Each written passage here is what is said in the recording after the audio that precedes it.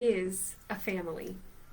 What makes us family with one another? It's questions that we first wrestled with, at least my culture and my age group, with sitcoms like Friends or Seinfeld and things along those lines, where we began to ask ourselves the question, what really makes up our family? These types of questions, they challenge who we are and how we interact with one another. They challenge the lifestyle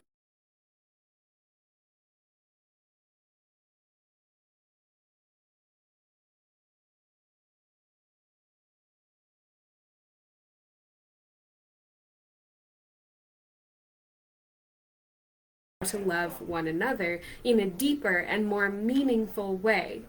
Is it just circumstances and roommates, or does it boil down to something deeper than that? These are the same sorts of questions that John and the dear lady in 2nd John were trying to wrestle with. And so this week, as we discover and discuss a little bit more about what orthodoxy and orthopraxy mean to us today, let's encourage ourselves to consider, how does this all play out in our church family? Some of us are blessed to attend church families with our actual families, but for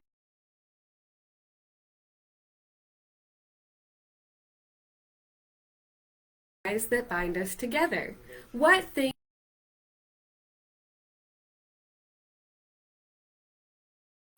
that seeps in?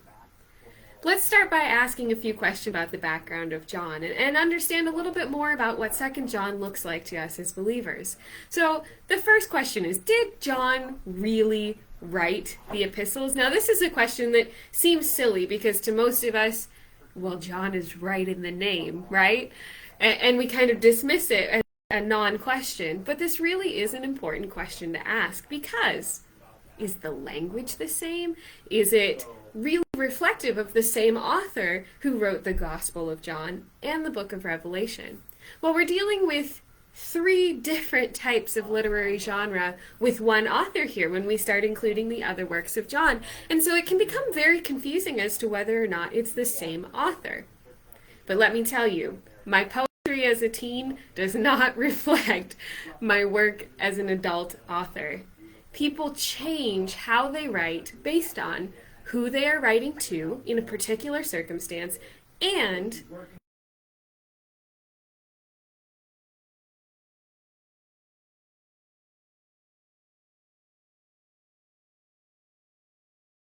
so moody and so edgy. But when I'm speaking to you, I'm speaking with respect, because I understand that you are also just as curious as I am about what the Gospels and what the epistles and the whole of Scripture has to say about our daily lives.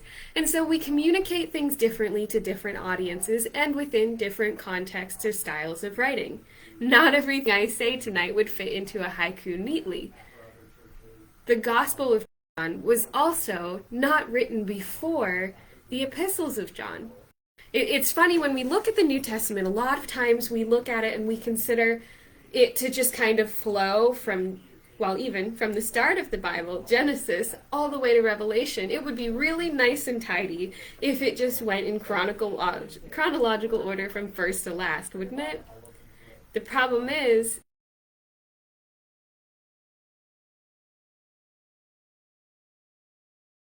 of John. And so these types of writings, he began to formulate his voice in one, and it was expressed in the other. So there's similar crossover styles between them. Yes, there are differences, but not notable enough for us to say it's not the same author. I think of it kind of in the context of how C.S. Lewis wrote the Chronicles of Narnia with one voice that was childlike and wondrous. He wrote his books that were more academic, which have an authoritative voice. But then he also wrote this little-known series, the Space Trilogy, which are fantastic and otherworldly and completely different than any of his other works. John had three voices.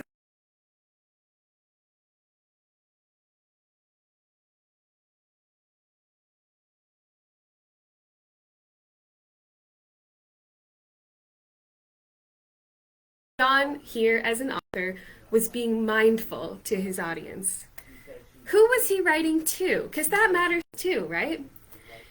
Well, some people say that he wasn't writing in a Jewish way at all. He must have been writing only to Greeks because it doesn't sound Jewish, as opposed to the Gospel of Matthew, which is very Jewish in language. It refers to the festivals and the feasts and all of these concepts with Jewish labels. However, John's voice expresses the concept of Jewish.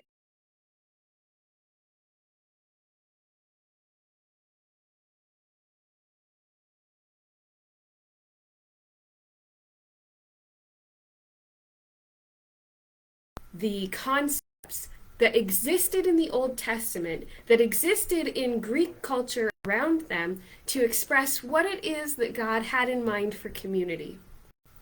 And so, by using the parallelism of light and dark and good and evil, John isn't aligning himself with any one set of beliefs, but is using these kinds of patterns that existed to communicate so that the audience he was speaking to had a handle on what he was going to say.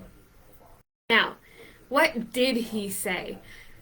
Love and truth. These exist throughout the 13 verses. Can you believe 2 John is only 13 verses with this much rich content? These 13 verses, he focuses a lot on what it means to love one.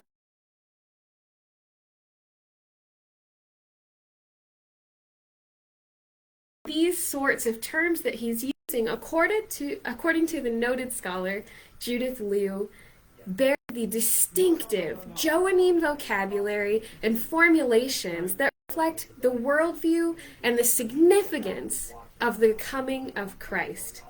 And so when we look at this small book, these 13 verses, we see just how passionate John is about speaking about the coming of Christ, telling the community of believers what it really is important to focus on.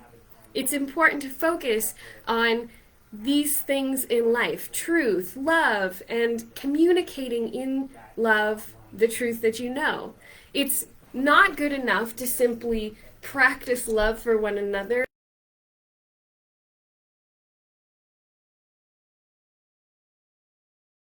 And so here he is, building a community that is absolutely dependent on these two concepts. And so this is the John that wrote the Gospels and Revelation. He was writing to an audience that was mixed. It was people who were both Jewish and Greek. He was using terms and concepts from both sides of the aisle and trying to bring them together in an understanding of what Jesus taught community would be. This was bringing together the left and the right. This was bringing together those who definitely didn't get along with one another in normal circumstances. This was building a family with no blood ties.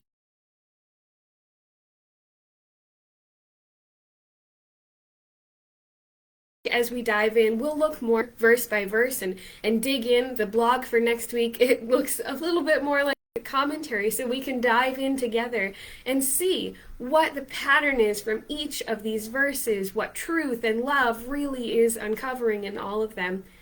But let me close with this idea that we can build on for next week. There's a difficulty in adhering to community when it's not the community that you were born into. There's a difficulty in building a community that isn't built simply on, well,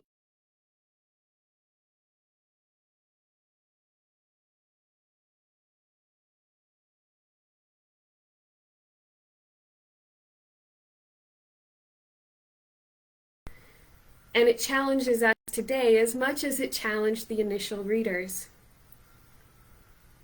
Where are we bonded together? Where are we connected as family? Just like the sitcoms in the 90s taught us that our best friends could be our closest allies in life, John is challenging these perspectives that are uprooting community that was absolutely essentially tied to blood ties, and telling them the ties of Christ bind you now.